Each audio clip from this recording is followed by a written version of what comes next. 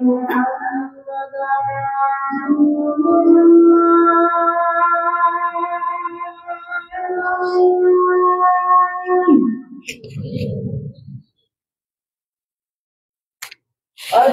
أن محمدا رسول الله.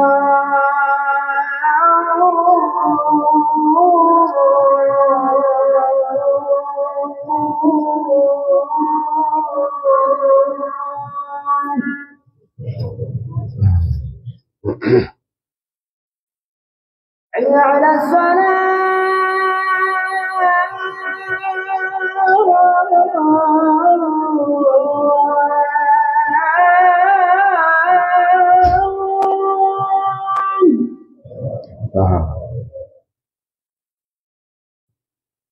حي على الصلاة.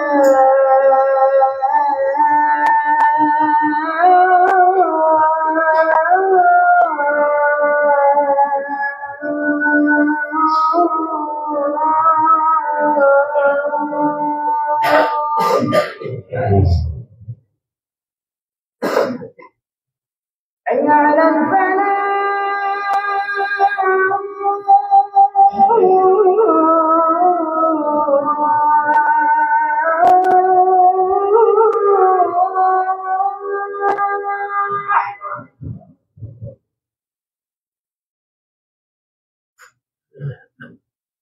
حي على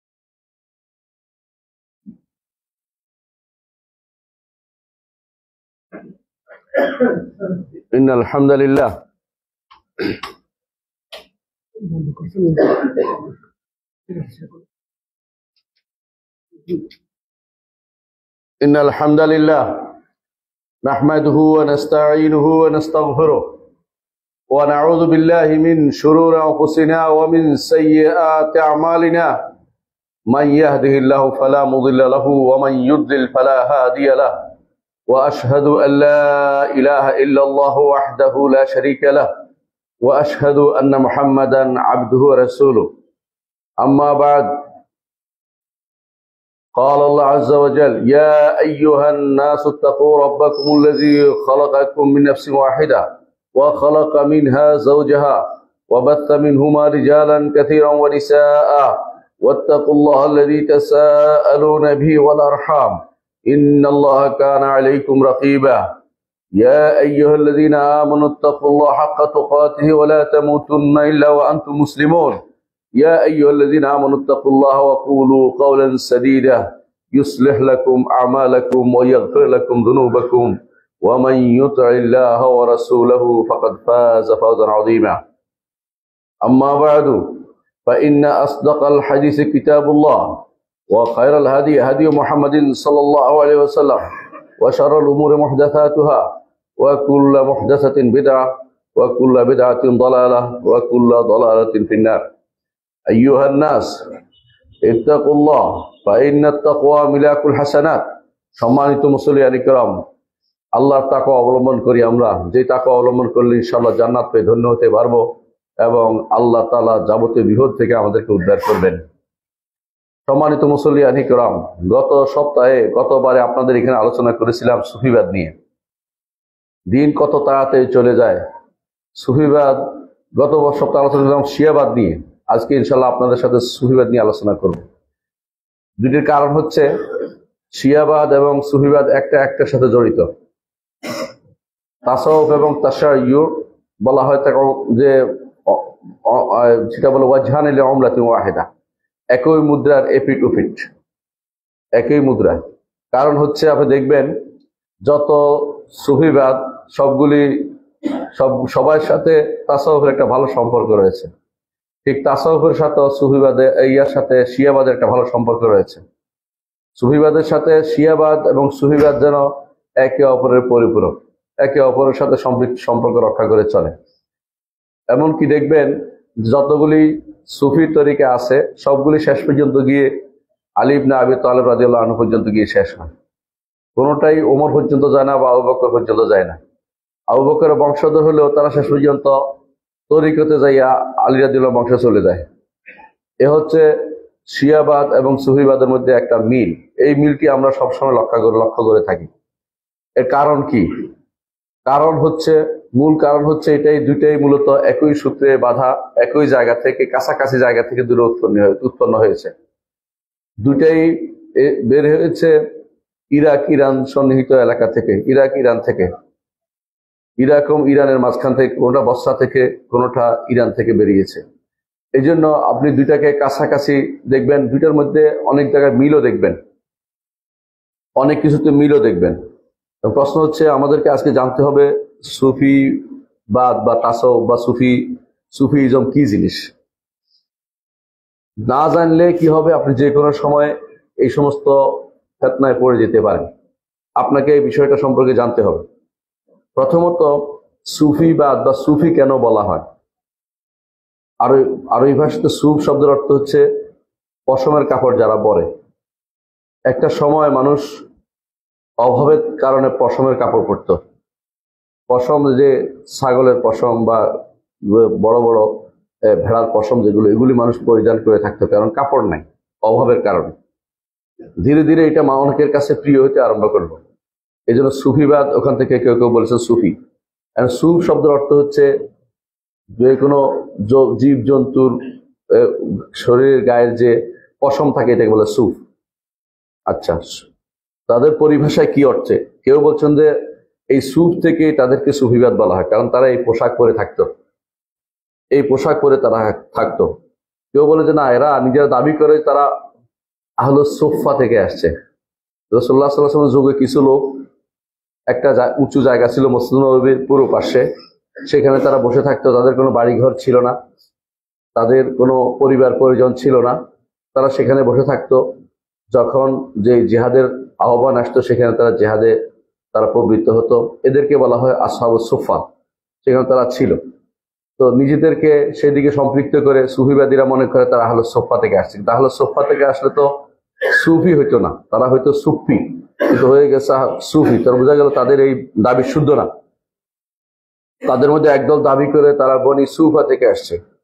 বনি সুফা জাহিলি যুগে মক্কা কাবার হারামের চারপাশে বসবাস করতে, এই জন্য যে তারা কোনো কাজকর্ম করবে না, শুধু এখানে কাবার সেবা করবে আর তারা ইবাদত করবে, এই চিন্তা তারা করেছে, এই দাবি তারা করে থাকে। এই দাবির আসলে কোনো সততা নেই, সত্যতা নেই। 4 নম্বর, তাদের দাবি হচ্ছে যে তারা সুফি বলা হয় তাদের নিজেদেরকে, কারণ সৃষ্টির মধ্যে তারা একদম পছন্দনীয় ব্যক্তিত্ব, সফওয়া মিনাল খালক, সৃষ্টির মধ্যে সেরা তারা, এই দাবি তারা করে থাকে। এটাও মিথ্যা কথা। নিজের দাবি করে তো কাজ হবে না। সৃষ্টির মধ্যে সেরা হওয়ার জন্য সৃষ্টির সেরা হবে তারাই যারা রাসূলুল্লাহ সাল্লাল্লাহু আলাইহি ওয়াসাল্লামের সুন্দর অনুসারী, তারাই। এবং এই সফওয়া থেকে সুফি হয় না। সফওয়া থেকে হলে সফউইয়া হইতে পারত, কিন্তু সুফি হয় না। তাদের মধ্যে কেউ কেউ দাবি করে তারা প্রথম কাতারে সবসময় সালাত আদায় করতে, এই জন্য তাদেরকে সুফি বলা হয়। এটাও মিথ্যা কথা। কারণ সুফি বললে সফুল আউয়াল থেকে সফি হইতো, এটা সুফি হইতো না। এটাও তারা মিথ্যা দাবি করে। কেউ কেউ তারা দাবি করে তারা সফাউল কুলুব, তাদের অন্তরের মধ্যে স্বচ্ছতা আছে বলে তাদেরকে সুফি বলা হয়, অন্তরের স্বচ্ছতা থেকে। এটাও মিথ্যা কথা, কারণ তাহলে সফাই হইতো, সুফি হইতো না তারা। তাহলে বিশুদ্ধতম মত হচ্ছে ইবনে তাইমিয়া রাহমাতুল্লাহ এটাকে প্রাধান্য দিচ্ছেন যে তারা সুফ পরিধান করতো তখনকার সময়, এক ধরনের পোশাক, পশমের পোশাক পরিধান করত। এবং তখনকার সময় এটা পরিধান করলে মনে করা হতো যে দুনিয়া বিমুখ হয়ে গেছে, আখিরাতমুখী হয়ে গেছে, এবং তার জন্য বিশেষ কোনো ব্যবস্থাপনা মানুষের মনের মধ্যে থাকতো, এই জন্য তারা এই কাপড় পরতো, এই পোশাক পরে চলাফেরা করতো। এই জন্য তখন থেকে তাদেরকে সুফি বলা হতো, এরা অনেক সময় এই কাপড়ের দাবি করবে যে রাসূলুল্লাহ সাল্লাল্লাহু আলাইহি ওয়াসাল্লাম কাপড় পরছে, এটা মিথ্যা কথা। রাসূলুল্লাহ সাল্লাল্লাহু আলাইহি ওয়াসাল্লাম একদিন পরেছিলেন সুফের কাপড় পরে, তিনি দেখছেন দুর্গন্ধ দেখে তিনি বলছেন আর পরেন না, এটাকে খুলে রেখেছেন। কারণ রাসূলুল্লাহ সাল্লাল্লাহু আলাইহি ওয়াসাল্লাম কোন গন্ধওয়ালা জিনিস কখনো তিনি নিজে সহ্য করতেন না। কারণ তিনি বলতেন যে আমি এমন কিছু সত্তার সাথে আমার কথাবার্তা হয় যাদের সাথে তোমরা চলাফেরা করো না, অর্থাৎ ফেরেশতাদের সাথে। ফেরেশতারা দুর্গন্ধ সহ্য করতে পারে না। এই জন্য কাপড়ের মধ্যেই, মানে কাপড় পরার মধ্যেই যে ভাগ করতে হবে, ইসলামে এই সিস্টেম কোনোদিনই ছিল না। রাসূলুল্লাহ সাল্লাল্লাহু আলাইহি ওয়াসাল্লাম যা হাতের কাছে পেতেন, ভালো যেটা সুন্দর হতো সেটাই তিনি পরিধান করতেন। সুতরাং সুফ পড়তে হবে, সুফি হওয়ার জন্য এই নীতি শুদ্ধ নয়, তারা যেটা অবলম্বন করেছিল। তাদের বিভিন্ন নাম তারা নিজেদেরকে দিয়ে থাকে, আমরা তাদেরকে সুফি বলি।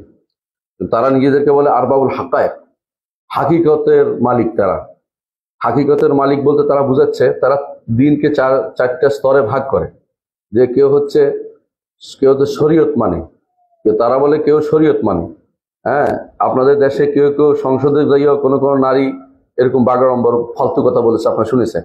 কেউ বলে যে আমরা নাকি শরীয়ত মানি, আর তারা তরিকত, মারেফত, এরপর হাকিকতে পৌঁছে গেছে। এই জন্য তারা শেষ মাথায় পৌঁছে যাওয়ার কারণে নাম দিচ্ছে হাকায়েক, আরবাবুল হাকায়েক নিজেদেরকে নাম দেয়। নাম দিলেই তো আসল কথা নয়। এই শব্দগুলি কোনোটাই শরীয়তে নাই, ইসলামে নাই, একটা শুধু শরীয়তে আছে। আল্লাহ তাআলা কোরআনে কারীম বলেছেন, তুম্মা জাআলনাকা আলা শারিয়াতিন মিনাল আমরি, আপনাকে আমরা শরীয়তের উপর রেখেছি। শরীয়ত ছাড়া বাকি যেগুলি তারা বলে থাকে যে তরিকত বা মারেফত বা হাকিকত, এই তিনটার কোনো অস্তিত্ব কোরআন এবং সুন্নাহয় আসেনি। তো এই নামগুলো দেওয়া আসলে ইসলামী শরীয়তে বৈধতা নেই। এগুলি তারা নিজেদের পক্ষ থেকে তারা বানিয়ে বলছে। তাদের আরেক নাম তারা নিজেরা বলে ফোকারা। ফোকারা মানে দুই অর্থ হইতে পারে। একটা হলো তারা অভাবী, এই অর্থে তারা বলে না। তারা এই জন্য বলে ফকিরতি বলে, কেউ ফকিরগিরি। এই ফকির অর্থ তারা হচ্ছে আল্লাহ অভিমুখী দাবি করে থাকে। কিন্তু ভালো করে তাকিয়ে দেখেন বর্তমান সমাজে এই সমস্ত যারা পীর ফকির আছে, তারা কি সম্পদের অভিমুখী, কি মর্যাদার অভিমুখী নিজেরা হয়ে ঘুরছে, তারা কি আল্লাহ অভিমুখী কিনা সেটা ভালো করে দেখুন। তাদের কেউ দাবি করে তারা জুয়াইয়া, বা তারা ক্ষুধার্ত থাকে। বর্তমানে তারা ক্ষুধার্ত থাকে না। কোনো পীরের চারপাশে তারা দেখবেন খাবার, সেটা বোধহয় আপনার 10 দিনের খাবার শেষ করতে পারবেন না।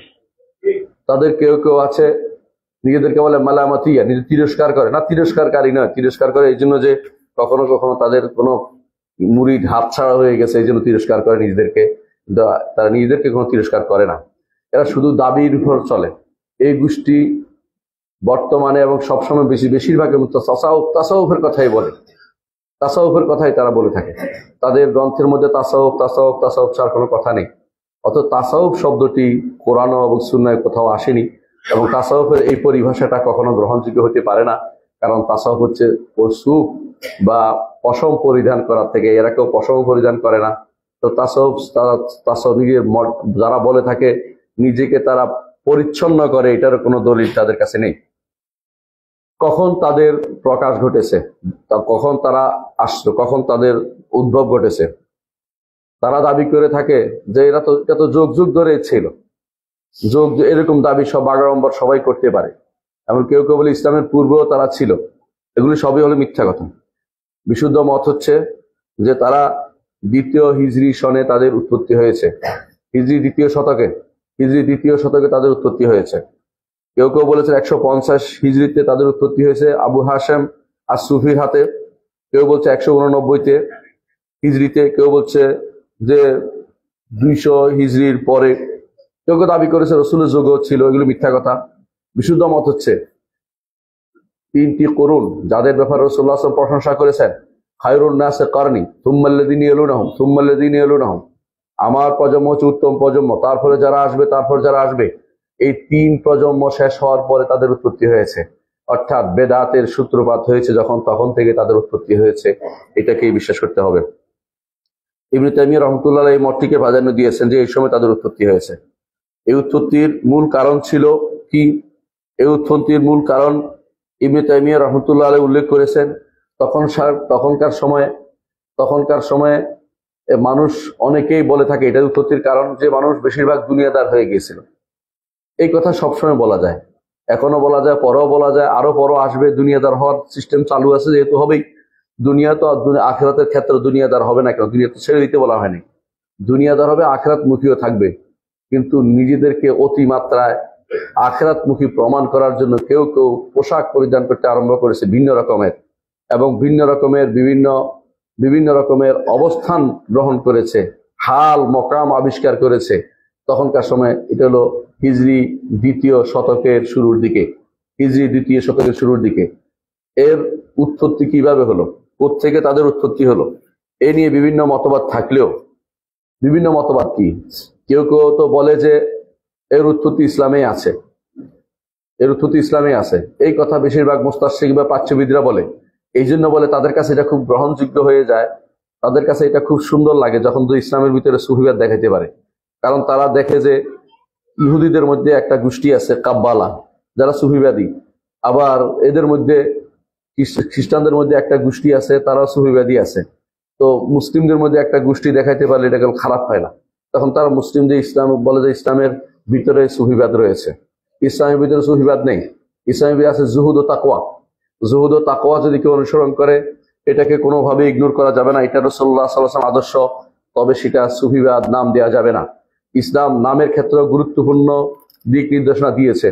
ইসলামের আপনি যা ইচ্ছে তা ভিন্ন নাম দিবেন, তা হতে পারে না। নাম দেওয়ার ক্ষেত্রে অবশ্যই আপনাকে জানতে হবে এই নামের অস্তিত্ব ইসলামে কোথায় আছে বা কিভাবে আছে, এটা খুঁজতে হবে ইসলাম কোরআন এবং সুন্নাহর ক্ষেত্রে। নিজের পক্ষ থেকে কোনো নাম দিলে আপনি সেই নামের মাধ্যমে আলাদা একটা গোষ্ঠী বলে বিবেচিত হবেন, ইসলামের মধ্যে থেকে আপনি একটা ফেরকা আবিষ্কার করে ফেলবেন।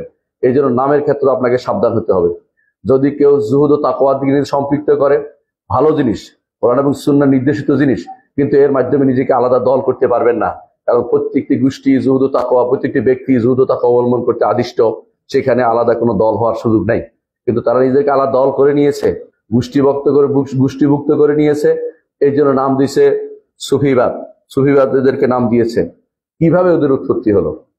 বিশুদ্ধ মত আমার কাছে যে স্পষ্ট হয়েছে তা হচ্ছে দ্বিতীয় শতকের শুরুতে 200 হিজরির সময়ে, এই সময়ে বসরা যখন বিজয় হলো, বসরাতে তখন মুসলিমদের একটা বিশাল গোষ্ঠী অবস্থান করতে আরম্ভ করলো। তখন তারা ছিল বেশিরভাগ নও মুসলিম। সেই সমস্ত এলাকায় ভারতবর্ষ থেকে হিন্দু যুগীরা এবং বৌদ্ধ ভিক্ষুরা যেত, গিয়ে তারা বিভিন্ন রকমের কসরত দেখাতো। তারা এক সময় বিভিন্ন জাদুর মন্ত্র দেখাতো কিছু, যা দেখে সাধারণ মানুষরা ভেলকি লেগে যেত যে এরা তো আমাদের থেকে বেশি কারামত দেখাচ্ছে। কেউ তাদের দেখাইতো যে তারা কেউ শূন্য উঠে বসে আছে, কেউ দেখাইতো যে তারা হয়তো দেখতেছে উড়ে চলে যাচ্ছে, পানির উপরে হাঁটতেছে, ইত্যাদি ইত্যাদি দেখিয়ে তাদেরকে তখনকার সময় মুসলিমদের মধ্যে এক ধরনের আবেশ তৈরি করে দিয়েছে যে এটা তো নিঃসন্দেহে বড় কিছু একটা। আর এর সাথে যুক্ত হয়েছে তারা তো ইসলাম ছাড়তেও পারে নাই, তখন তারা ইসলামকে নিয়েই ওই তাদের তথ্যগুলি গ্রহণ করে নিয়েছে। আপনারা জানেন যে হিন্দু যুগীরা আর বৌদ্ধ ভিক্ষুরা তারা কিন্তু এই জাতীয় অনেক কিছু কাজ করে দেখাতে পারে। শয়তান তাদেরকে সহযোগিতা করে। এগুলি যখন দেখায় তখন বিভিন্ন মানুষ এই বসরাতে, যেহেতু বসরাকে তখন বলা হয়তো ফারজুল হিন্দ, অর্থাৎ হিন্দুস্তানের যাওয়ার রাস্তা, কিন্তু বসরা একটা বন্দর ছিল। ওই বন্দর দিয়ে তখন তো বিমান ছিল না, তখন ছিল পানির। এই জন্য তখন সেখানে পানির এখানে তারা তখনকার সময় বড় বড় নৌকা দিয়ে তারা বসরা যেত, অর্থাৎ হিন্দুস্তান থেকে বসরা যেত। বসরা থেকে তখন তারা বিভিন্ন জায়গাতে তাদের ভেলকি দেখানোর জন্য তারা বৌদ্ধ ভিক্ষু এবং হিন্দু যোগীরা যেত। তারা এগুলি দেখে দেখে সেখানকার লোকেরা তখন তাদের দ্বারা প্রভাবিত হয়ে যায়। এমনকি তাদের মধ্যে কেউ কেউ নাস্তিক বৌদ্ধ ভিক্ষুরা তারা গিয়েও তখন কেরকম কসরত দেখাতো। আপনারা শুনেছেন জাহান বিন সফওয়ান সম্পর্কে। জাহান বিন সফওয়ানকেও এরকম একজন ভিক্ষু পেয়েছে সেখানকার সময়। সে বলছিল, তুমি কি তোমার আল্লাহ বিশ্বাস করো? বলো হ্যাঁ আল্লাহ বিশ্বাস করি। বলে তো আল্লাহ বিশ্বাস, আল্লাহ দেখছো? দেখি নেই। তার গন্ধ শুকি নেই, তার কোনো অঙ্গ পেয়েছ? পাই নেই। তো তুমি আবার কিভাবে তোমার আল্লাহকে পেলে? এরপরে জাহান বিন সফওয়ান 40 দিন নামাজ পড়তে পারে নাই। সে 40 দিন বেনামাজি ছিল। ইবনে তাইমিয়া তার নকল ঘটনাটি উল্লেখ করেছেন। তিনি বলছেন তখন এরপরে তার মধ্যে একটা নতুন তথ্য আসলো। যে মাথার ভিতরে একটা ঢুকছে, এটা যায় জিজ্ঞাসা করে দেখে যাই বলতেছে, এই তোমার কি রু আছে? ওই বৌদ্ধ ভিক্ষুকে বলে আছে। রু কি দেখছো? ওরা দেখি নাই। রুর কি গন্ধ শুকছো? শুকি নাই। তো আমি এরকম আল্লাহকে মনে করতেছি না, আউযুবিল্লাহ। এর অর্থ হচ্ছে সে নিজের মন মতো একটা যুক্তি দিয়ে এখন সে মনে করছে ইসলামের ভিতরে ঢুকতে চেষ্টা করছে। এটা তো ইসলামের কোনো নীতি নয়। ইসলাম হচ্ছে আল্লাহকে দেখতে হবে, আমরা আখিরাতে দেখবো। ইমান বিল গায়েবের মাসালা, আল্লাহকে রুহের সাথে তুলনা করা যায় না। কারণ বৌদ্ধ ভিক্ষুরা এবং হিন্দু যুগীরা আত্মায় বিশ্বাস করে, রুহে বিশ্বাস করে, এই জন্য তাদেরকে এইটা দিয়ে সে চেষ্টা করেছে, এটা দিয়ে কোন রকম তাদেরকে নিরস্ত করতে। বোঝা গেল যে আমাদের উদ্দেশ্য হচ্ছে এটা প্রমাণ করা যে ওই সময়ে ভারতবর্ষের লোকেরা সেখানে যেত। ফারজুল হিন্দ বা হিন্দুস্তানের যে রাস্তা, যাওয়ার রাস্তা বসরা, সে বসরায় তারা যেত, গিয়ে তারা মুসলিমদেরকে সেখানে বিভ্রান্ত করতো। মুসলিম সেখানে, ওই এলাকার মুসলিম সেখানে বড় আলেম কেউ ছিল না, সেই জায়গাতে তারা তাদের আস্তানা গড়তে শুরু করেছে। এই জন্য আপনার যত সুফিবাদের মূল কেন্দ্র শুনবেন বসরা। বসরা হাসান বসরি যদিও মিথ্যাচার করে তার উপরেই অপবাদ দেওয়া হয় তিনি সুফি ছিলেন। তিনি সুফি ছিলেন না, তিনি মুহাদ্দিস ছিলেন, মুফাসসির ছিলেন, আলেমী দ্বীন ছিলেন, মুজাহিদ ছিলেন। তার নামে মিথ্যা কথা বলা হয় তিনি বসরি ছিলেন। এমন রূপভাবে আরেক বসরি বলা হয় রাবেয়া বসরি, আপনারা শুনেছেন। যত বসরাতে যত সুফিবাদের উৎপত্তি হয়েছে কারণ হচ্ছে সেখানে গিয়ে এরা এই সমস্ত কসরত দেখাতো আর মানুষদেরকে বিভ্রান্ত করত। মানুষ মনে করতো এরা যেভাবে কিছুই নাই, শরীরের মধ্যে কাপড় একটা পরে আছে, আমাদেরকেও সেরকম কাপড় পরে থাকতে হবে, আমরাও তাদের মতো ঘুরে ঘুরে বেড়াবো, ঘুরে ঘুরে খাবো, এই চিন্তা ভাবনা করে তারা সুফিবাদে ঢুকে পড়ে। এইভাবেই মুসলিমদের মধ্যে এই সুফিবাদ তাসাউফ ঢুকে পড়ে। এই তাসাউফ যেটা এখন বর্তমানে আছে মুসলিম বিশ্বে, তাসাউফ যা প্রচলিত আছে, এর সাথে ইসলামের কোনো কানাকড়ি সম্পর্ক নেই, সামান্যতম কোনো সম্পর্ক নেই। পুরোটাই অমুসলিমদের বিভিন্ন রকমের কসরত ছাড়া কিছুই নয়।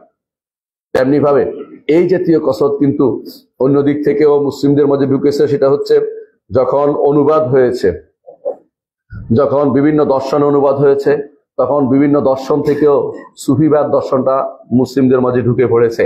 কারণ বিভিন্ন দর্শনের মধ্যে এই খ্রিস্টানদের মধ্যেও একটা গোষ্ঠী, তারা এই দর্শনে বিশ্বাসী ছিল, সুফি দর্শনে বিশ্বাসী ছিল। আপনার রাসূলুল্লাহ সাল্লাল্লাহু আলাইহি ওয়াসাল্লাম তাদের সম্পর্কে বলেছেন যে আপনি বাকায়া তাদেরকে দেখতে পাবেন, বিভিন্ন তাদের মঠের মধ্যে তারা অবস্থান করছে। রাসূলুল্লাহ সাল্লাল্লাহু আলাইহি ওয়াসাল্লাম যেভাবে বলেছেন, ঠিক অনুরূপ ভাবে এদের মধ্যে একটা বিরাট গোষ্ঠী আছে, তখনকার সময় থেকে বিয়ে করতো না, এখনো তারা দেখবেন যে বিয়ে না করে ঘুরে বেড়াচ্ছে। অনেক নারী পুরুষ এই অবস্থায় তারা বিচরণ করছে। এরা সুফিবাদে ঢুকে পড়েছে। আল্লাহ তাআলা কোরআনে কারীম বলে দিয়েছেন, ওয়ারাহবানিয়াতান ইবতাদাউহা মা কাতাবনা আলাইহিম ফামা রাউ হাক্কা রিআয়াতিহা। আল্লাহ বলছে রাহবানিয়া, এই বৈরাগ্যবাদ আমি তাদের উপর লিখে দেইনি, নিজেরা ইখতারাউহা, নিজেরা এটাকে বানাইছে, নতুন করে তৈরি করেছে। ইবতাদাউহা ইখতারাউহা, নিজেরা এটাকে নিজেরা তৈরি করে নিয়েছে। ঠিক অন্য ধর্মে এরকম কিছু কিছু লোক যখন দুনিয়া বিমুখতা অবলম্বন করতে চায়, নিজেরা একটা কিছু তৈরি করে নেয়, তখন এদের দেখা দেখি মুসলিমদের মধ্যে একটা গোষ্ঠী সেটা তৈরি করে নিয়েছে। এরাও এটা কারণ বিভিন্নমুখী উৎস থেকে এই সুফিবাদের উৎপত্তি হয়েছে। তাদের মধ্যে আপনি পাবেন একদিকে সেটাকে আপনি বৌদ্ধদের জিনিস থেকে তাদের মধ্যে পাবেন, আপনি আশ্চর্য হবেন। একই ঘটনা, যেই ঘটনা ইব্রাহিম ইবনে আদহামের ঘটনা আপনারা শুনেছেন। ইব্রাহিম ইবনে আদহাম রাতের বেলা নাকি বললাম এই জন্য, এই সমস্ত ঘটনার কোনো অস্তিত্ব আসলে সত্যিকার প্রমাণ নেই। তিনি নাকি রাতের বেলা ঘরে ইবাদত করতেছেন, তো উপরে শব্দ শুনছে, বলে কি কে শব্দ করছে? তো তিনি রাজা ছিলেন, তিনি বললেন যে আমার উপরে কে খটখট করতেছে? বলে তুমি ঘরে কি করতেছো? বলে ইবাদত করতেছি। বলে আমি উপরে ঘোড়া খুঁজতেছি, উট খুঁজতেছি। বলে ছাদের উপরে উট কিভাবে পাওয়া যায়? তাহলে ঘরে থেকে তুমি আল্লাহকে কিভাবে পাবে? এই জাতীয় ঘটনা তারা বলে। এই ঘটনাকে ঠিক একই ঘটনা আপনি পাবেন বৌদ্ধের মধ্যে।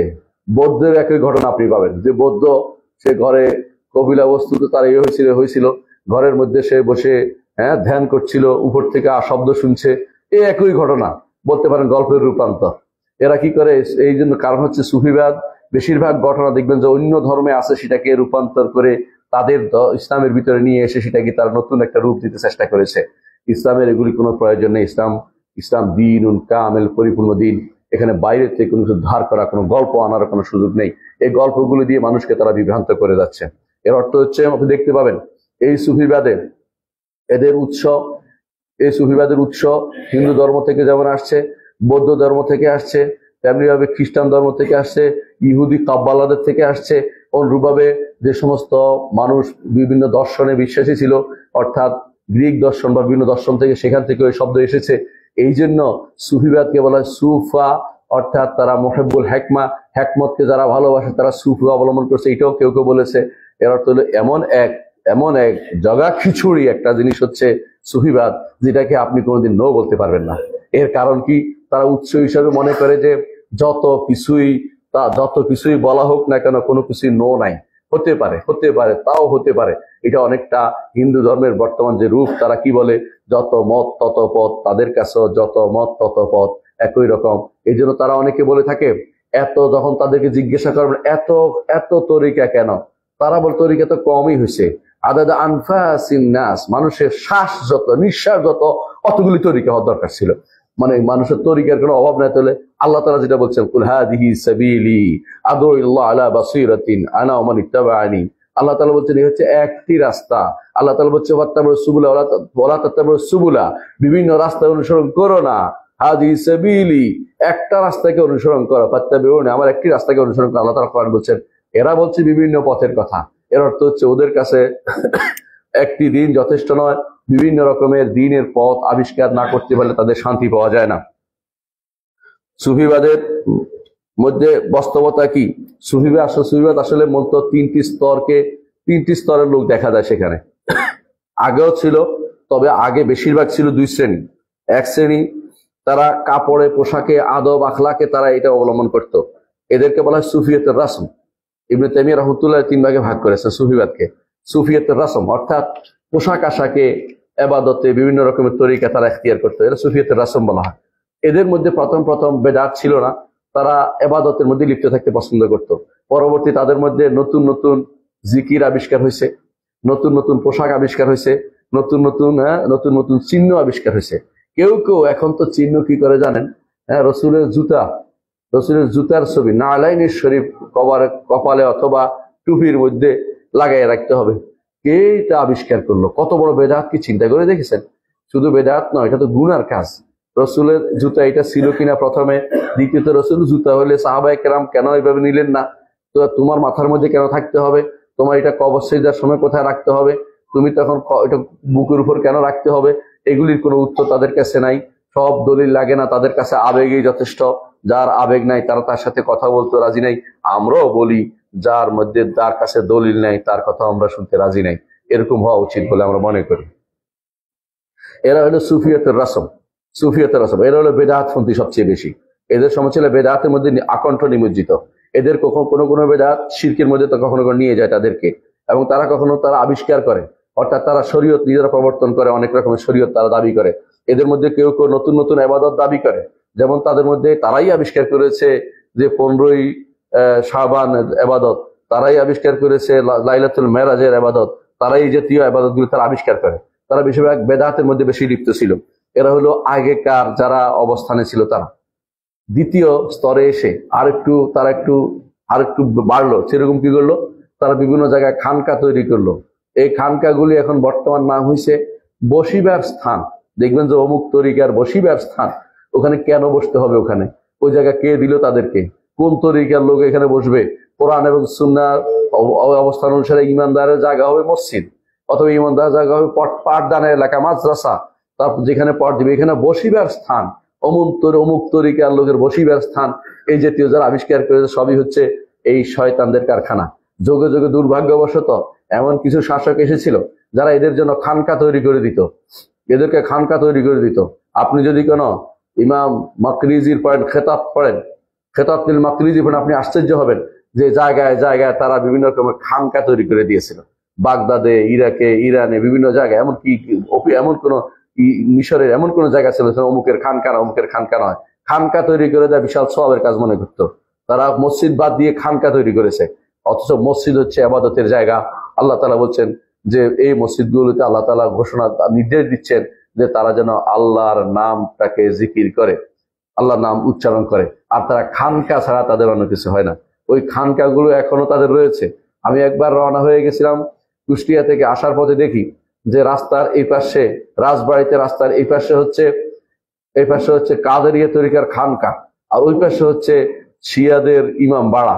বলতেছে আশুরা উপলক্ষে আলোচনা হবে কাদেরিয়া তরিকার আলোচনা হবে শিয়াদের ইমাম বাড়াতে। তা আমি শুনলে আশ্চর্য হইলাম যে সুবহানাল্লাহ, আল্লাহ তাআলা কিভাবে দুই জিনিসকে মিল করে দিল, দেখাই দিল আমাকে যে কিভাবে এরা যে দুই ভাই আপন ভাই বুঝাই দিল যে আমাদের এই আশুরা উপলক্ষে আলোচনাটা ইমাম বাড়াতে হবে, অর্থাৎ তারা কোনো সমস্যা নেই। ঠিক ওদের যে সমস্ত আলোচনা আপনি শুনবেন মাঝে মধ্যে, পুরা শিয়াইজম ছাড়া কিছুই না। আরেকটি শিয়াইজমের আরেকটি জিনিস হচ্ছে, আপনারা যারা পশ্চিম এলাকায় আছেন, বিশেষ করে রাজবাড়ী সহ একেবারে মেদিনীপুর পর্যন্ত যারা আছেন, এই পুরা গোষ্ঠী, একটা গোষ্ঠীর নাম হচ্ছে মেদিনীপুরের পীরের অনুসারী, মেদিনীপুর দরবারের অনুসারী। এরা সব শিয়া, শুধু সুন্নি নামটা লাগাইছে আহলুস সুন্নাহ, আসলে শিয়া।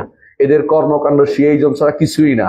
এর উপরে একটা বই আমার ছাত্র লিখেছে, আমি সম্পাদনা করতেছি, যদি বের হয় আপনি দেখতে পাবেন। শিয়াইজম ছাড়া কিছুই নাই এদেশের মানুষের ভিতরে। শিয়াইজম যেমনি ঢুকেছে তেমনি ভাবে সুফিজম ঢুকে রয়েছে, একটার সাথে ওতপ্রোতভাবে জড়িত, একটাকে প্যাট্রোনাইজ করে, একটাকে সহযোগিতা করে। ইরানে একজন ছিল, ইরানে অনুবাদক হিসেবে ছিল রেডিও তেহরানে, দেশে আসে এক মাদ্রাসার প্রিন্সিপাল হয়েছে, এখন জমিয়তুল মুদাররিসিনের বড় দায়িত্বে আসছে। সেই ব্যক্তিকে দেখলাম ইয়াতে সে সুফিজমের পক্ষে, এবং সে তো শিয়া হয়ে গেছে, শিয়াইজমের পক্ষেও একবার আলোচনা করেছে যে কোন দলিল যদি কোনো সুন্নিদের কিতাবে পাওয়া না যায়, শিয়া হাজারাতদের কিতাবে পাওয়া যাবে। মানে হচ্ছে হলো সুন্নিদের কিতাবে না পাইলে সেটা বানোয়াট হাদিসগুলি শিয়াদের থেকে নিতে হবে। তারপরে সেই ব্যক্তি দেখলাম যে কেন কেন মাদ্রাসা বোর্ড এখন কিছু আকীদা বিষয়ক কিছু বইকে সংশোধনের চিন্তা করছে, তার মনের ভিতরে আগুন জ্বলে যাচ্ছে।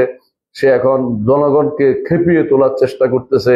এই জনগণ সুফিবাদের সুফিবাদের লোকেরা এরা কিভাবে সহ্য করবে না যদি কোনো পরিবর্তন করা হয়। মানে সে গায়ের জোরে করতে চায়। তুমি শিক্ষা ব্যবস্থা থাকবে কোরআন এবং সুন্নাহ ভিত্তিক। শিক্ষা ব্যবস্থাকে তুমি নিজের মন মতো করে ঢুকিয়ে দিতে পারো না। আল্লাহ এবং তার রাসূল যা বলছেন সেটাই তো মানুষকে শিক্ষা দিতে হবে। নিজের মন মতো কোনো মতবাদকে ঢুকিয়ে দেওয়ার কোনো সুযোগ সেখানে নাই। প্রত্যেকটি কথা দলিল লাগবে। যে এই দলিল তারা দেয় সেই দলিলগুলি দলিল নয়, সেগুলি তো দলাল, পথভ্রষ্টতা দিয়ে মানুষকে বিভ্রান্ত করা হচ্ছে। সেগুলি জানা দরকার, কারণ যেই দলিল তারা দিচ্ছে সেগুলো কোরআন এবং সুন্নাহ ভিত্তিক নয়, নিজের মন মতো তথাকথিত বক্তব্য এনে সেগুলিকে সেখানে প্রতিস্থাপন করা হয়েছে। তাদের বক্তব্যের মধ্যে একটা আমি আশ্চর্য হয়েছি, তারা ইমাম মালিক রাহমাতুল্লাহ আলাইহি সম্পর্কে মিথ্যাচার করে যে তিনি নাকি বলেছেন যে ব্যক্তি ফিকহ জ্ঞান অর্জন করলো অথচ সুফিবাদ শিখলো না, সেই ব্যক্তি জিন্দিক হয়ে গেল। নাউজুবিল্লাহ, কত বড় মিথ্যা কথা আপনি জানেন? কেন ওই সময় ইমাম মালিকের সময় সুফিবাদের অস্তিত্ব শুরু হয়নি। এর অর্থ হচ্ছে সে এমন এক কথা ইমামদের পিছনে লাগিয়ে দিয়েছে যা মিথ্যা ছাড়া কিছুই নয়। ইমাম মালিকের ছাত্ররা সেটা বর্ণনা করেনি। পরবর্তী অনেক বছর পরে যদি কেউ ইমাম মালিকের নামে কোনো একটা বক্তব্য দিয়ে দেয় কোন সুফি, তাহলে সেটা গ্রহণযোগ্য বিষয় হতে পারে না। ইমাম মালিকের গ্রন্থ আছে, সেখান থেকে নিতে হবে। তার ছাত্রদের গ্রন্থ আছে, সেখান থেকে তার বক্তব্য নিতে হবে। নিজের মন মতো কোনো কিছু প্রচার করার সুযোগ সেখানে নেই। অনেকেই ইমাম মালিক রহমতুল্লাহ আলাইহি অথবা ইমাম শাফিঈ এবং আহমদের নামে যে সুফিবাদের প্রশংসায় কিছু বক্তব্য বর্ণনা করে থাকে, এর সবই মিথ্যা। ইমাম মালিক রহমতুল্লাহ আলাইহি বা শাফিঈ বা আহমদ ইবনে হাম্বল কেউ সুফিবাদের কোনো প্রশংসা করেননি, বরং তিনি সাবধান করেছেন। হারিস ইবনে মুহাসিবের মধ্যে যখন কিছু সুফিবাদের বীজ দেখা গেছে, তিনি সাবধান করেছেন, সাবধান, হারিস ইবনে মুহাসিবের দরবারে কেউ গেলে আমার দরবারে কেউ আসতে, আমার এখানে কেউ আসতে পারবে না, আমার এখানে হাদিস শিখতে আসতে পারবে না। হারিস ইবনে মুহাসিবিরা হাদিসের কোনো মুহাদ্দিস ছিল না, তারা ছিল সুফিবাদী মুহাদ্দিস, এবং তারা ছিল আশারি মতবাদের কুল্লাবী মতবাদ দ্বারা আক্রান্ত ব্যক্তি। আশারি তখন আসেনি, কুল্লাবী মতবাদ দ্বারা আক্রান্ত ব্যক্তি। তখন এই জন্য ইমাম আহমদ ইবনে হাম্বল তাদেরকে সাবধান করেছেন যে সাবধান, এদের এই সমস্ত বক্তব্য যেন আমার এখানে কেউ না নিয়ে আসে, সাবধান করতেন। ঠিক অনুরূপ ভাবে ইমামরা যুগে যুগে এই সমস্ত সুফিবাদ নিয়ে সাবধান করেছেন। বরং ইমাম শাফিঈ বলেছেন সকালবেলা কেউ যদি কোনো সুফিবাদে ঢুকে, বিকালবেলা সেটা আহমক সব হয়ে বের হবে, কারণ তার কোনো আর জ্ঞান বলতে কোনো কিছু রাখবে না। কারণ তার বিবেক সে বিক্রি করে দিবে সুফি ইমামের কাছে বিক্রি করে দিবে, তার মধ্যে বিবেক বলতে কোনো কিছু আর থাকবে না। এভাবে বোঝা গেল যে সুফিবাদের মূল অস্তিত্ব, মূল উৎস কখনো কোরআন এবং সুন্নাহ নয়। এই দ্বিতীয় শ্রেণীরা খানকা তৈরি করত, এক খানকা তৈরি করে সেখানে বসবাস করত। তারা তখন আলাদা একটা জগৎ তৈরি করে ফেলেছিল মুসলিমদের মধ্যে। আলহামদুলিল্লাহ সেখান থেকে আমরা বেরিয়ে এসেছি, কিন্তু তৃতীয় শ্রেণী আমাদের মধ্যে এখনো রয়ে গেছে। তাদের খানকাও রয়ে গেছে, দ্বিতীয় শ্রেণী রয়ে গেছে, কিন্তু মানুষ অনেকটা বেরিয়ে এসেছে। এখনো কিন্তু আপনি দেখতে পাবেন বিভিন্ন এলাকায় খানকা আছে। এই খানকাগুলি আরেক নাম হচ্ছে দরবার। এখন আপনারা নাম দিচ্ছেন দরবার। কেউ বলে যে অমুক চরের দরবার, অমুক চরের দরবার, দুটোই চর। আমাদের বড় বড় চর দুইটাই দরবার আছে, দুইটাই আগে চর আছে, একটা হলো চর এর সাথে সিনা, এরপরে একটা আছে চর, একটা হলো মোনাই, দুইটাই চর। চর এলাকা ছাড়া কোনো যেন আল্লাহর রহমত নাজিল হয় না কোথাও, শুধু চরে নাজিল হয়। তো চর আছে, আবার বিভিন্ন জায়গাতে এই যদি চরের অভাব নেই। এই যে যারা সুফিবাদী এই ধ্যান দ্বারাই বিশ্বাসী আছেন, মনে রাখবেন আল্লাহকে ভয় করুন। আপনার ওই দরবারে যাইতে কোনো আল্লাহ রাসূল বলেন নাই, কোনো ব্যক্তির দরবার আপনার যেতে হবে না। আপনাকে কোরআন এবং সুন্নাহ শিখার জন্য আলেমের কাছে যেতে হবে, কোরআন এবং সুন্নাহ জানতে হবে, ইবাদত করতে হবে, আকীদা বিশ্বাস শুদ্ধ করতে হবে। এর জন্য আপনাকে কোরআন এবং সুন্নাহ দ্বারস্থ হতে হবে এবং কোরআন সুন্নাহ যারা জানে তাদের কাছে যেতে হবে। যারা নিজেদের মন মতো করে কোরআনের ব্যাখ্যা করে, হাদিসের ব্যাখ্যা করে, তাদের কাছে আপনি যেতে পারবেন না। আপনি আশ্চর্য হবেন যে অধিকাংশই কোরআন এবং সুন্নাহর অপব্যাখ্যা করে। তাদের মধ্যে এক পীরেও ব্যাখ্যা করতেছে, আপনি শুনে আশ্চর্য হবে। এক পীরে ব্যাখ্যা করতেছে যে যে আল্লাহ তাআলা কোরআনে কারীম বলেছেন যে অলিয়া মুর্শিদা এক জায়গায় আসছে যে যে কেউ যদি কোনো আপনার থেকে মুখ ফিরিয়ে না, আপনি তাদের জন্য কোনো ওলিয়া মুর্শিদ পাবেন না। হ্যাঁ, অলি মুর্শিদ কয় যে অলি মুর্শিদ মানে পীরের কথা বলা হয়েছে। আস্তাগফিরুল্লাহ। নিজের মন মতো ব্যাখ্যা করলে অনেক কিছুই অপব্যাখ্যা করা যায়। ব্যাখ্যা নয়, এটা হলো সম্পূর্ণরূপে অপব্যাখ্যা, সম্পূর্ণরূপে দিনকে বিকৃত করার নাম। এরা দিনকে বিকৃত করে, সুফিরা সবসময় দিনকে বিকৃত করে এসেছে। কোরআন এবং সুন্নাহর ব্যাখ্যা আমাদের দেয়ার লোক আছে।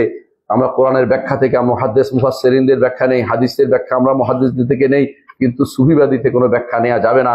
তাদের ব্যাখ্যাই হচ্ছে বিকৃতি সাধন, নিজের মন মতো কথা দিয়ে মানুষকে বিভ্রান্তিকরণ ছাড়া কিছুই নয়। তাহলে আমরা দেখতে পাচ্ছি সুফিবাদের তৃতীয় স্তরে এসে দাঁড়িয়েছে এখন। সেটা কি? তারা এখন দরবারের সাথে সাথে আরেকটা যুক্ত করেছে, মানে তাদের কাছে তিনটাই রয়ে গেছে। ইবাদতও বানিয়েছে, জিকিরও বানিয়েছে, পোশাকও বানিয়েছে, দরবারও বানিয়েছে, আর 3 নম্বরটা রয়েছে। সেটা কি? 3 নম্বরটা হচ্ছে তারা এখন দাবি করে তারা হাকিকতে পৌঁছে গেছে। এই হাকিকতটা হচ্ছে ফালসাফা, দর্শন ঢুকেছে। এই দর্শন যখন ঢুকেছে তখন থেকে এই আরো ভয়াবহ আকার ধারণ করছে। সেটা এক একজনে এক এক দর্শন নিয়ে আসে, এক একজনে, এমনকি শেষ পর্যন্ত লালন ধর্মের লোকেরাও সুফিবাদী বিশ্বাসী হয়ে, মানে লালন ধর্মের লোকেরাও তারা সুফিবাদ দিয়ে চালাচ্ছে। লালন একটা আলাদা ধর্ম, এটা মুসলিম ইসলামের সাথে কোনো সম্পর্ক নেই। এদেরকে বলা হয় কর্তা ভজা। এরা ভিন্ন ধর্মের লোক, এরা ইসলামের সাথে কোনো সম্পর্ক নেই। জোর করে তাদেরকে ইসলামে বানাচ্ছেন কেন আপনি? ওরা নিজেরাই বলে আমাদেরকে আপনারা মুসলিম বলেন কেন? আমরা তো মুসলিম হতে চাই না, আমরা তো খলিল কাবার অনুসারী না, আমরা জলিল কাবার অনুসারী। অর্থাৎ খলিল কাবা যেটা মক্কাতে আছে এটার অনুসরণ করে তারা করে না। তারপর আপনি মুসলিম বানানোর জন্য ব্যস্ত হয়ে পড়ছেন, তাদের জন্য ঘর বাড়ি করে দিচ্ছেন, তাদের অনুসারী হওয়ার জন্য আপনি মানুষদের প্রস্তাব দিচ্ছেন, তাদের লালনের মতো ছবি এনে বাংলাদেশের জায়গায় জায়গায় ফিট করে রাখতেছেন। আপনি ইসলাম কি বুঝছেন নাকি দিন বুঝেছেন, না কোনটা বুঝেছেন আপনাকে বুঝাতে পারবো না। সেটা শুধু লালনকে বলে লাভ নেই, লালন তো একটা ফ্যাক্টর বুঝাচ্ছি। এরকম জায়গায় জায়গায় যতগুলি এখন পীর তৈরি হচ্ছে সবগুলি নিজের পক্ষ থেকে এক একটা মতবাদ তৈরি করে নিয়েছে। এরা হচ্ছে মূলত কোরআন এবং সুন্নাহকে, তারা কোরআন এবং সুন্নাহকে পাশ কাটিয়ে নিজের মন মতো ব্যাখ্যা দিয়ে ইসলামকে মানুষের কাছে বিভ্রান্তিকর অবস্থায় তুলে ধরছে। তাদের মূলনীতিগুলি আপনারা বুঝতেই পারছেন। তাদের মূলনীতি কি? তাদের মূলনীতির মূল কথা হচ্ছে এটাই, যেটা হচ্ছে আমি যা বুঝি সেটা হচ্ছে দিন, মানে নিজে যা বুঝে সেটা হচ্ছে ধর্ম। এই জন্য নিজের মন মতো করে ব্যাখ্যা করে। কেউ জিকির বানায়, কেউ লা ইলাহা ইল্লাল্লাহ বলে, কেউ ইল্লাল্লাহ বলে, কেউ আল্লাহ আল্লাহ বলে, কেউ লা ইলাহা ইল্লাল্লাহ শুদ্ধ ছিল, কোনো সমস্যা ছিল না, কিন্তু এটা পড়ার সিস্টেমটা আলাদা। ইল্লাল্লাহ মানে অর্ধেক উপরে টানতে হবে, অর্ধেক নিচে ফেলতে হবে। কেউ তারা কি করতে হবে? নফসের মধ্যে দরবা লাগাতে হবে। নফস বুঝেন তো? নিজের আত্মার মধ্যে ধাক্কা দিতে হবে। আত্মা কোথায় পেয়েছে ধাক্কা দিতে? এরপরে হিন্দু ধর্ম আমি খুঁজে পেলাম যেটা কোথায় আছে। এটা হিন্দু ধর্মের কুণ্ডলিনী উপর তারা আঘাত করা।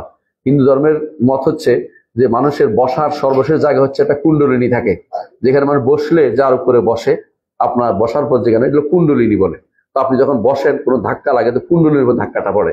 এই জন্য হিন্দু ধর্মের কথা হচ্ছে এইটাকে যতক্ষণ পর্যন্ত কেউ বিভিন্ন শব্দ দিয়ে আঘাত করতে করতে, একজন যোগী, একজন যে সে এটা আঘাত করতে পারে, একসময় সে পূর্ণতায় পৌঁছতে পারে। এই বক্তব্য আমার নয়, এই বক্তব্য আবু রায়হান আল বাইরুনি, যে বড় গবেষক ছিলেন, সে হিন্দু ধর্মের উপর একটা বই লিখেছে, তাহকিকু মালিল হিন্দ মিন মাকবুলা মিন মাকুলা মাকবুলাতিন ফিল আকলা ওয়া মারদুলা। এই গ্রন্থের মধ্যে তিনি উল্লেখ করেছেন। তখনই বুঝলাম যে সুফিবাদ হিন্দু ধর্ম থেকে জিকিরটাও নিয়েছে, এবং জিকিরটার কি নিয়েছে, কিভাবে করতে হবে, তরিকাতুল জিকির, জিকিরের পদ্ধতিটাও হিন্দু ধর্ম থেকে নিয়েছে। এবং সেটা নয়, সুফিবাদের যে সমস্ত আচার আচরণ ও মুরিদার শেখের যে চিন্তা চেতনা, এগুলি পরিপূর্ণভাবে হিন্দু ধর্ম থেকে নিয়েছে। আপনি যদি উপনিষদ পড়েন, উপনিষদ কিভাবে পড়তে হবে, উপরে বসিয়া নিচে ছাত্রকে যেই শিক্ষা প্রদান করা হয় এটার নাম হচ্ছে উপনিষদ। অর্থাৎ উপরে বসবে শেখ, নিচে বসবে ছাত্ররা, এরপরে যেভাবে শিক্ষা দিবে যেই পদ্ধতি, এটা নাম হচ্ছে উপনিষদ। তো সেই পদ্ধতিতেই সুফিরা তাদের মুরিদদেরকে শিক্ষা দিয়ে থাকে। সেখানে কোনো প্রশ্ন তোলার কোনো সুযোগ নেই। প্রশ্ন তুললে আপনি আর কোনোদিন হেদায়েত প্রাপ্ত হইতে পারবেন না। মানে এই জন্য তারা বলে একজন মুরিদ তার পীরের কাছে সেরকম থাকবে যেরকম একজন মৃত মানুষকে গোসল দেওয়ার সময় গোসলদাতার হাতে মৃত মানুষ যেভাবে থাকে, নড়াচড়া করতে পারবে না, আউযুবিল্লাহ, সেরকম। এবং তাদের মধ্যে অনেকে মনে করে, পীর যদি মনে করে যে তোমার এই ইয়াটা সাজ্জাদাটা, অর্থাৎ তোমার যে নামাজের মুসল্লাটা নিয়ে মদের পাত্রে ঢুকে যায় না, তারপরে এরপর নামাজ পড়ো, তোমাকে সেটাও করতে হবে না, আউযুবিল্লাহ। এর অর্থ হচ্ছে তারা এটা কেন বলে, তারা পীর সাহেবের কোনো কথা আপত্তি করলে তুমি শেষ হয়ে যাবে। প্রত্যেকটি পীরের বক্তব্যই তাই।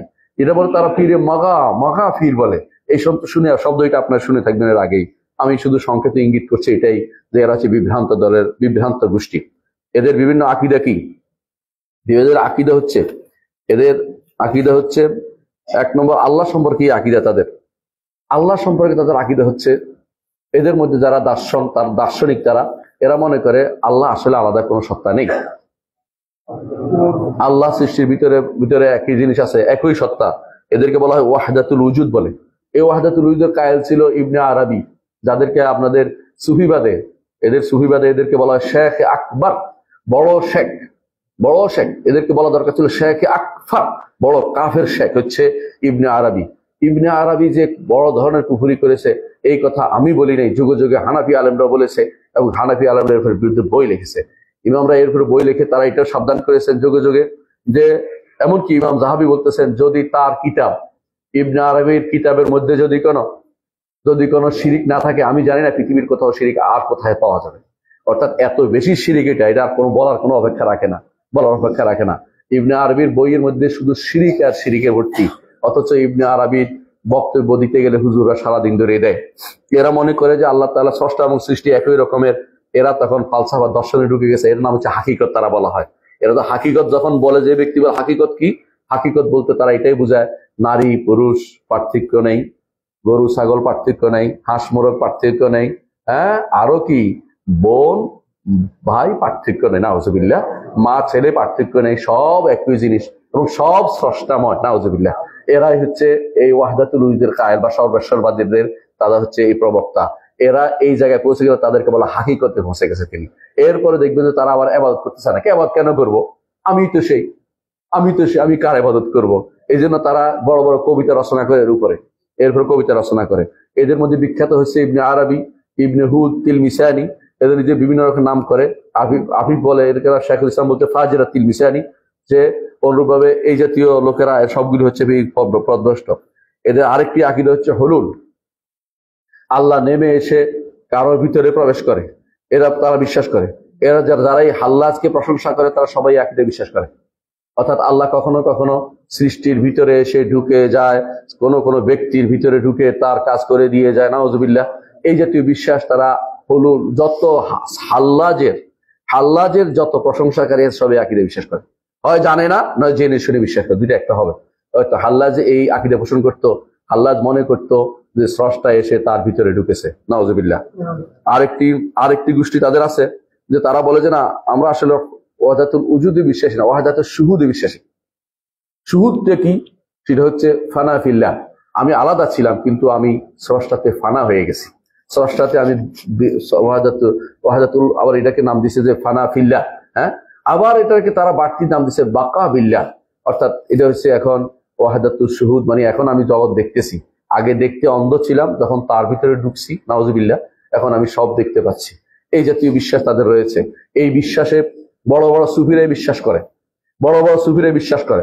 এবং আশ্চর্য হবে, আমি যার কথা একটু আগে বলেছিলাম, তাদের বইতে লিখেছে যে সুফিবাদীরা তাদের ক্ষমতা অনেক বেশি, যে সুফি পীরেরা তারা মরে গেলেও তাদের ক্ষমতা বেড়ে যায়। ওই আর্টিকেলের মধ্যে লেখা আছে, এই ইনকিলাবের আর্টিকেলের মধ্যে তারা এটা দিয়ে মানুষকে খেপে তুলতেছে যে অলি আল্লাহদের বিরুদ্ধে চলে যাবে মানুষ, অর্থাৎ শিরকির বিরুদ্ধে কেন যাবে, তার কষ্ট আর যেন দেখার কেউ নেই, তার কষ্ট মরে যাচ্ছে।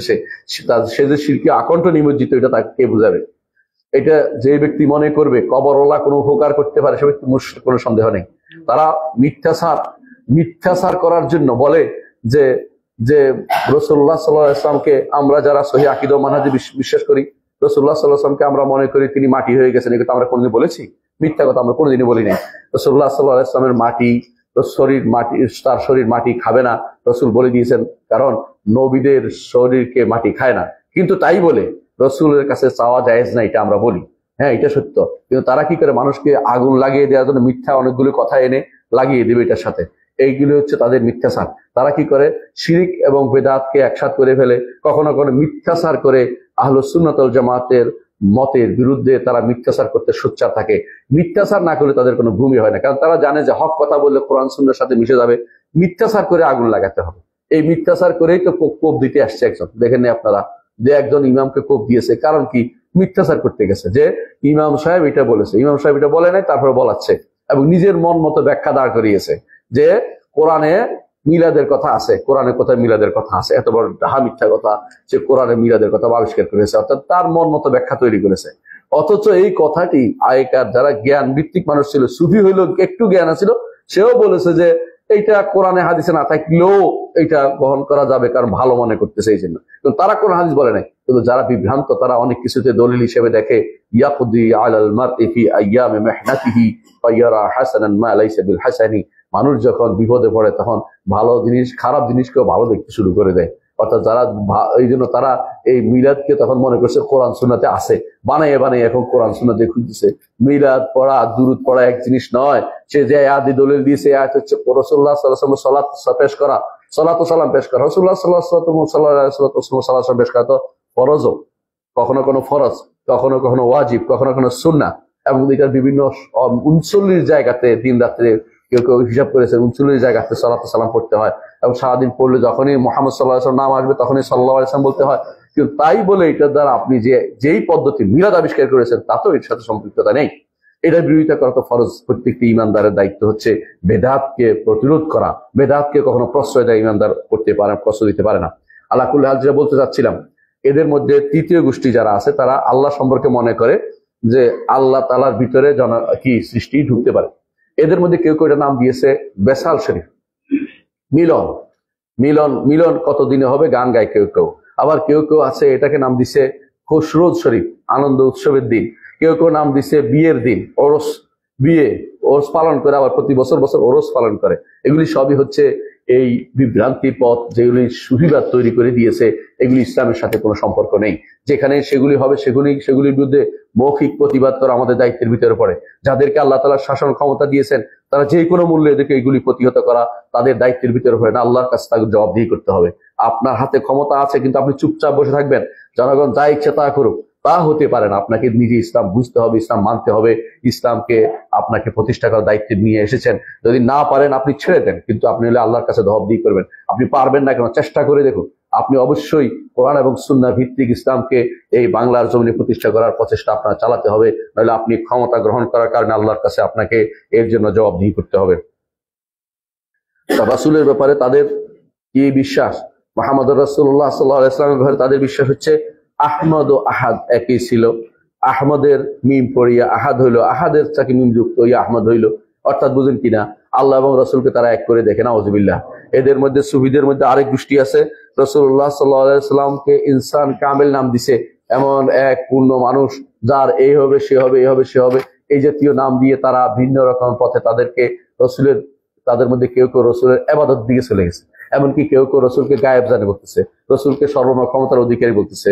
কেউ কেউ এই জাতীয় প্রত্যেকটি, এখনো তারা মনে করে রসুল সব জায়গার খবর রাখেন তাদের মধ্যে, এবং তারা মনে করে, অনেকে মনে করে সব জায়গায় উপস্থিত হন। এমনকি তারা মনে করে আপনি কি করতেছেন, আপনার আমল নামা তার রসুলের কাছে পেশ করা হয়। অথচ এই জাতীয় হাদিস কখনো শুদ্ধ না। আমাদের আমল নামা রসুলের কাছে কখনো পেশ করা হয় না, আমাদের আমল নামা আল্লাহর কাছে পেশ করা হয়। আমাদের শুধু ওই আমলটাই রসুলের কাছে যায় যেটা আমরা সালাত ও সালাম হিসেবে দেই। আমরা যখনই কোথাও সালাম দেই তখন ফেরেশতারা আল্লাহর রসুলের কাছে এই সালামটা নিয়ে পৌঁছে দেয়। আর যখন একটা সালাত আল্লাহ রসুলের কাছে আল্লাহ রসুলের কাছে আল্লাহর কাছে আমরা চাই, রসুলের উপর সালাত দেয় আল্লাহ তাআলা 10 বার তখন রসুলের কথা আলোচনা করেন তার ফেরেশতাদের কাছে। একবার আমরা বলি সাল্লাল্লাহু আলাইহি ওয়াসাল্লাম, আল্লাহ তাআলা 10 বার আলোচনা করেন। এটা অত্যন্ত আনন্দের বিষয় আমাদের জন্য। আল্লাহু আকবার। অথচ তাদের নিকট এইগুলি তাদের গ্রহণযোগ্য বিষয় নয়। তাদের কাছে আর ওলি হওয়া হচ্ছে সবচেয়ে বড় জিনিস। নিঃসন্দেহে ওলি হওয়া সবচেয়ে বড় জিনিস, কিন্তু তাদের ওলি আর আহলুস সুন্নাতের ওলি এক জিনিস নয়। আহলুস সুন্নাত ওয়াল জামাতের ওলি হচ্ছে, আল্লাহ তাআলা বলে দিয়েছেন, আলা ইন্না আউলিয়া আল্লাহ লা খাউফুন আলাইহিম ওয়া লা হুম ইয়াহজানুন আল্লাযিনা আমানু ওয়া কানু ইয়াত্তাকুন। ঈমান এবং তাকওয়ায় যারা পরিপূর্ণ তারাই আল্লাহর ওলি। ঈমান এবং তাকওয়ায় যারা পরিপূর্ণ তারাই আল্লাহর ওলি। ঈমান এবং তাকওয়া অনুসারে ওলায়াতের মর্তবা হয়।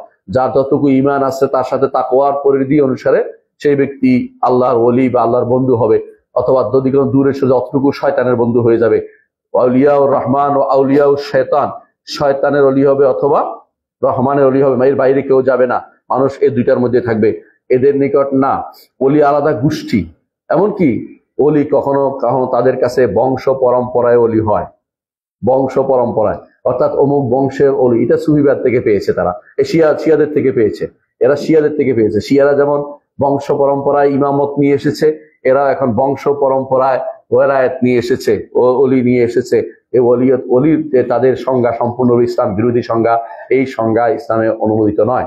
তাদের কাছে অলির মর্যাদা নবীর একটু উপরে। নাউজুবিল্লাহ, নাউজুবিল্লাহ। অর্থাৎ তাদের মধ্যে কেউ কেউ বলেছে নিজেদেরকে, তাদের মধ্যে কেউ কেউ বলে যে অলির মর্যাদা ঠিক যেমনি ভাবে শিয়ারা বলে ইমামের মর্যাদা অনেক বেশি, তেমনি তারা অলির মর্যাদাকে অনেক বেশি তুলেছে। এইটা একই সূত্রে গাথা। তাদের অলিদের মধ্যে একদল নাম থাকে গাউস। গাউস হচ্ছে মহা উদ্ধারকারী। অথচ মহা উদ্ধারকারী হচ্ছে মুশরিক। যে ব্যক্তি আল্লাহ ছাড়া অন্য কাউকে মহা উদ্ধারকারী মনে করবে সে ব্যক্তি শিরিককারী, এবং যাকে নিয়ে বলছে সে যদি রাজি থাকে সে ব্যক্তি তাগুত, কারণ সে বলতে পারে না যে আমি মহা উদ্ধারকারী। এই জন্য মহা উদ্ধারকারী বলা ইসলামে অবৈধ, অনুমোদিত নয়। এই জন্য গাউস এই নামটি আল্লাহ ছাড়া কারোর জন্য ব্যবহার করা জায়েজ নেই। এর সাথে যদি যুক্ত হয় গাউসুস সাকালাইন, গাউসে আদম, গাউসে সমদানি, এই জাতীয় জিনিস যদি কোনো কেউ যুক্ত করে তাহলে সেই ব্যক্তি কত বড় মুশরিক একটু চিন্তা করে দেখুন। অথচ আমাদের দেশে রাস্তার নাম করা হয় এইভাবে, মসজিদের নাম করা হচ্ছে এইভাবে। আপনাকে বুঝেন কত বড় শিরকের ভিতরে তারা লিপ্ত রয়েছে। আবার তাদের আছে আওতাদ আরবা, জগতের 4 কোনায় 4টা পিলারের মতো মানুষ বসে আছে, এরা আল্লাহর ওলি।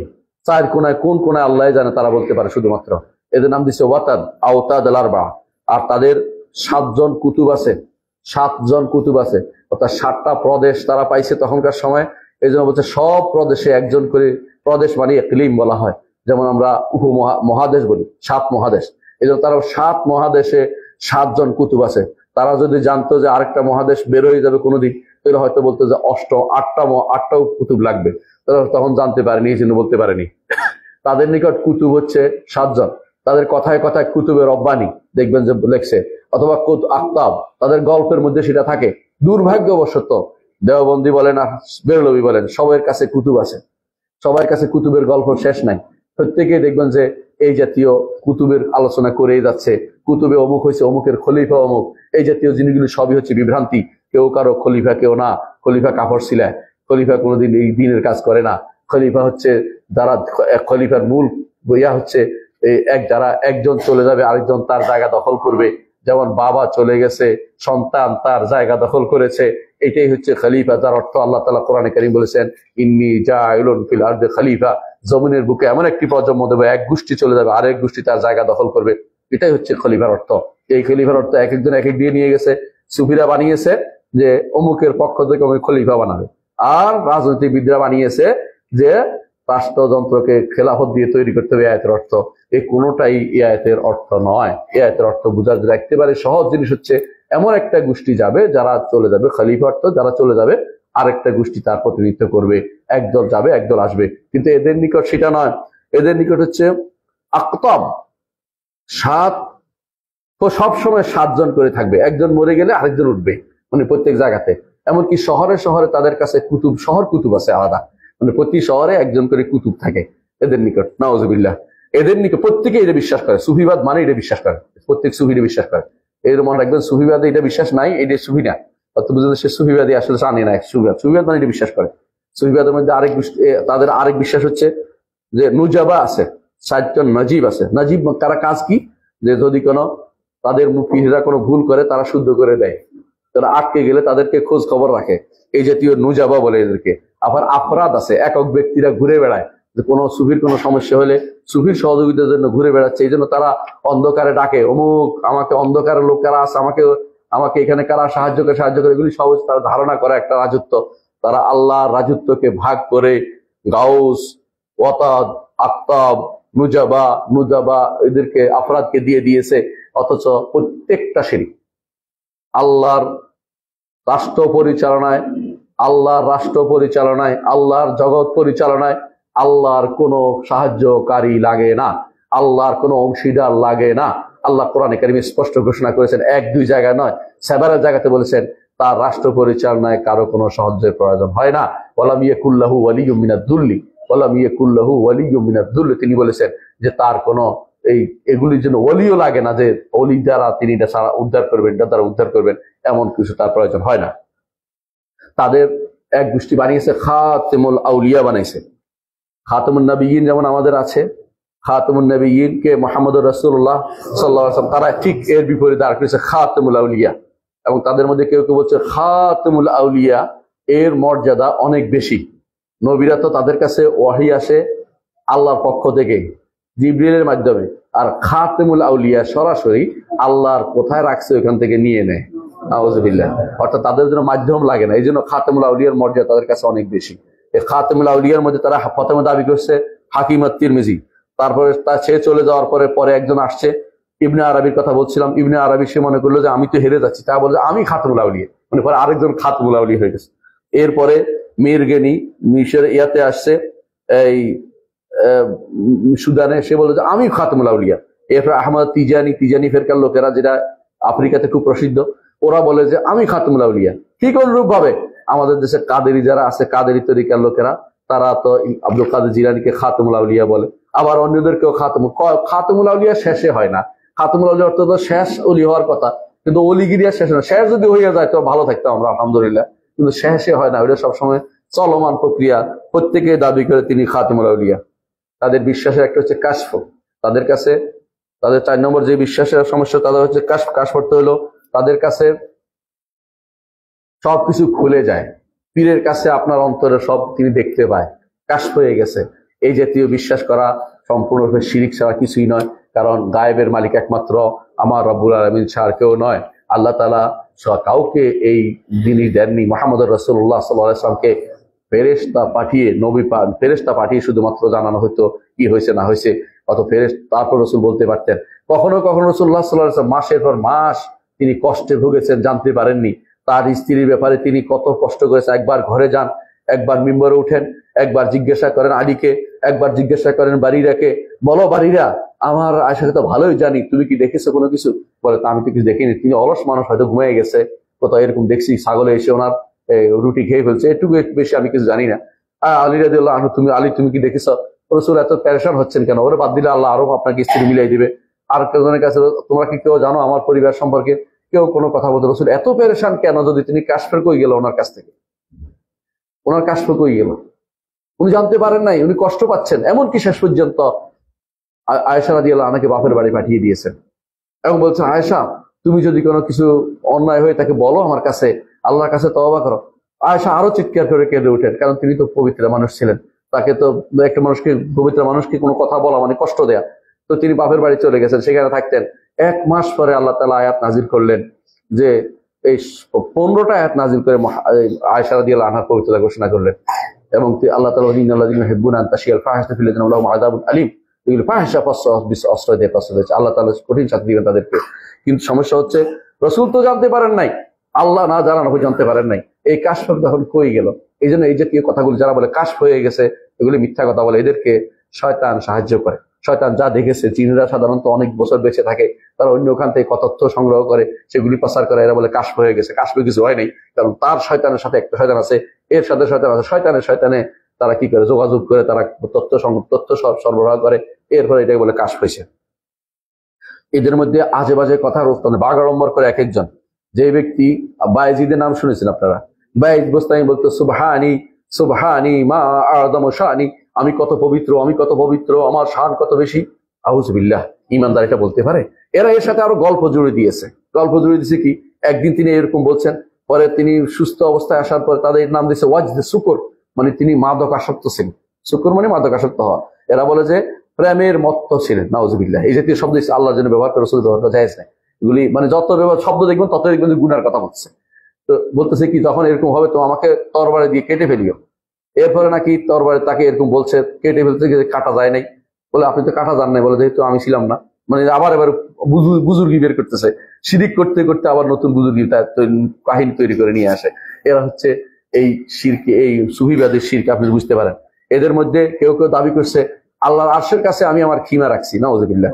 কেউ কেউ বলে যে আল্লাহ তো নারী শুরুতে ভালো দেখা যায়, নাউজুবিল্লাহ। কেউ কেউ তাদের মধ্যে এমন বলে যে মাহফিল জুব্বাতে ইল্লাল্লাহ, জুব্বার মধ্যে আল্লাহ ছাড়া কেউ নাই, এই জাতীয় কথাটা বলে। এদের মধ্যে বাগম্বরের কোনো শেষ নাই। এরা বলে যে দেখবেন যে এদের সুফিবাদ দরবারে এক একটা বলে ফেলবে যে আমি নিয়ে আসবো, তোমাকে আমি করব।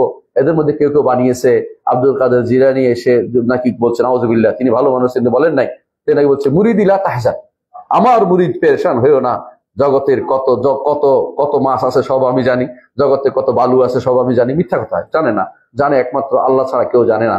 জগতের কত কি আছে একমাত্র আল্লাহ তাআলা জানে, আর কেউ জানে না। মুহাম্মদ রাসূলুল্লাহ সাল্লাল্লাহু আলাইহি ওয়াসাল্লাম শুধু তাই জানতেন, আল্লাহ তাদেরকে যা জানিয়েছেন এর বাইরে কিছু জানতেন না। এই বীর মুরিদেরা এই সমস্ত মিথ্যা বাগাড়ম্বর দিয়ে সবসময় তারা চলাফেরা করে।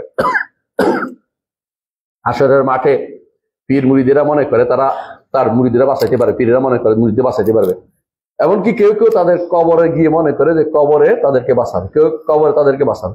কেউ কেউ মনে করে যে মরার সময় শয়তান পেশাব নিয়ে আসবে, ওই মুরিদে পীরে তারে বাঁচাবে। এই জাতীয় সবগুলি হচ্ছে বড় বাগাড়ম্বর ছাড়া কিছুই নয়।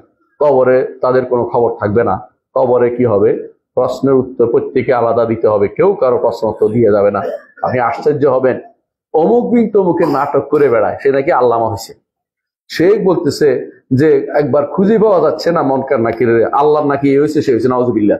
আল্লাহ নাকি ব্যস্ত, এই জাতীয় আজেবাজে কথা বলছে। তারা বলতেছে পরে খুঁজে পাওয়া গেল, আবার যাও, আল্লাহ আবার পাঠাইছে, খুঁজে পাইছে যে আব্দুল কাদের জিলানী পিঠ মোড়া করে বাদ্যা রাখছে মনকার নাকির। এই কথা যে ব্যক্তি বলবে ইমান আছে? আপনারা বলুন, আমি কিচ্ছু বলবো না। কোথায় কি আল্লাহও জানেন, আল্লাহ খুঁজতে পাঠাইছে। এই জাতীয় কথাবার্তা বললে কি অবস্থা হবে? কেউ যেটা বলে ইমান থাকবে তা? এই জাতীয় মানুষগুলো এখন আল্লামা হয়ে গেছে, নাটকও করে, এবং আপনাদের কাছে বিশেষ গ্রহণযোগ্য ব্যক্তিত্ব হয়েছে এরা। অমুক বিন তমুকেরা এই কাজ করে বেড়ায়। আপনাদের বোঝা উচিত যে এগুলি হচ্ছে আল্লাহর দ্বীনের শত্রু। এরা জাহেলে মোরাক্কাব, দিন শত্রু তারা সম্পূর্ণ অজ্ঞ। এরা বাগাড়ম্বর করে বেড়ায়, সবাই বাগাড়ম্বর করে বেড়ায়। এবং কি কেউ কেউ মনে করে বাগদাদ শরীফের মূল্যে আলাদা হবে না, কেউ কেউ মূল্যে সৃষ্টিয়া তরিকের মূল্যে আলাদা বইব না। এত সোজা জিনিস যে আল্লাহর ইবাদত করবে সেই ব্যক্তি, যে ব্যক্তি আল্লাহর ইবাদত করে মৃত্যু পর্যন্ত ইবাদত করে যেতে হবে, নইলে ইবাদত আযাব বন্ধ হওয়ার কোনো কারণ নাই।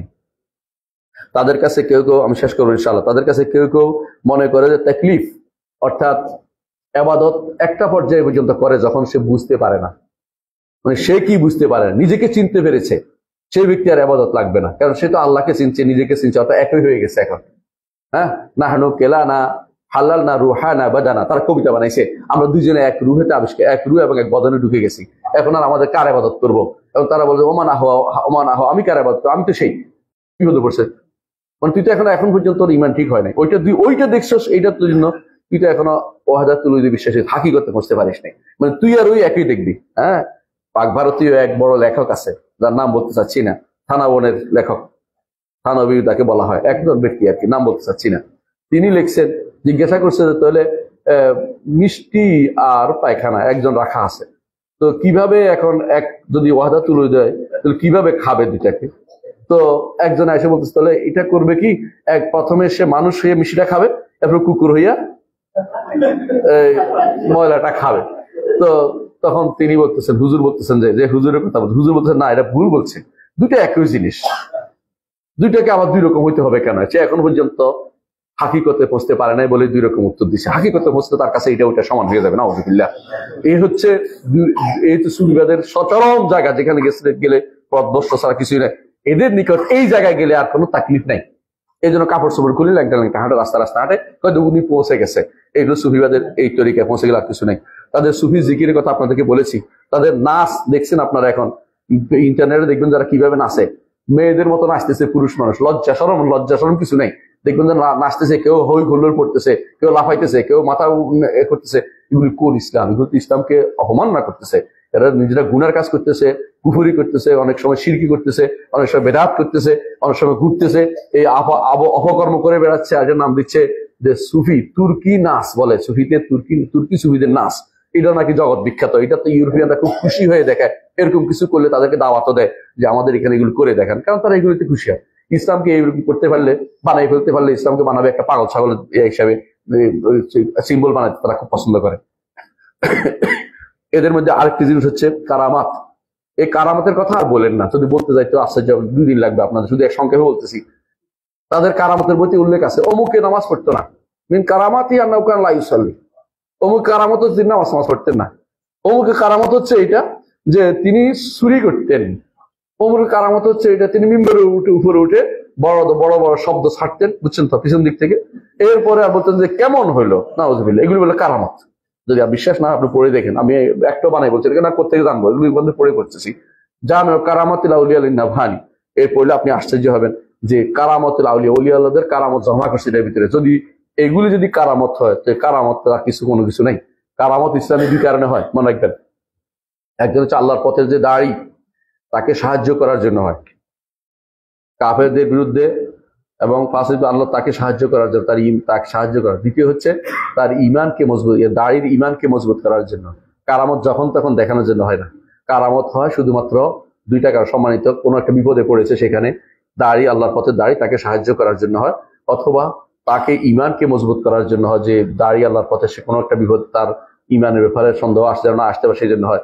এই জন্য কারামতের ব্যাপারে সবচেয়ে বেশি হয়েছে তাবেঈদের, আতবাউ তাবেঈন, পরবর্তী সাহাবায়ে কেরামের মধ্যে এরকম কারামতের খুব ছড়াছড়ি ছিল না। কেন? তাদের ইমানের কোনো মজবুত দুর্বলতা ছিল না। কারামত দিয়ে শক্তিশালী করা হয়, কারামত দুর্বল, তার কারামত দিয়ে শক্তিশালী করার দরকার ছিল না তাদের। তার রাসূলুল্লাহ সাল্লাল্লাহু আলাইহি ওয়াসাল্লাম যা বলেছেন তা সিদ্দিকীন পর্যায়ের মানুষ দেখেই বুঝেছেন হক কোনটা, তাদের জন্য আর বাড়তি কিছু লাগে নাই। আলা কুল্লি হাল, আমরা সংক্ষেপ করছি এই জন্য যে এই গোষ্ঠীটা লম্বা আলোচনা করলে কয়েকদিন করা যাবে। শুধু এটাই বোঝা দরকার যে এরাও পথভ্রষ্ট, এদের থেকেও আমাদের ইমান বাঁচাতে হবে। এদের পাল্লা একবার পড়ে গেলে আপনার ইমান নষ্ট করার কোনো জায়গার দরকার নাই। এরাই আপনার ইমানকে বিনষ্ট করে দিবে।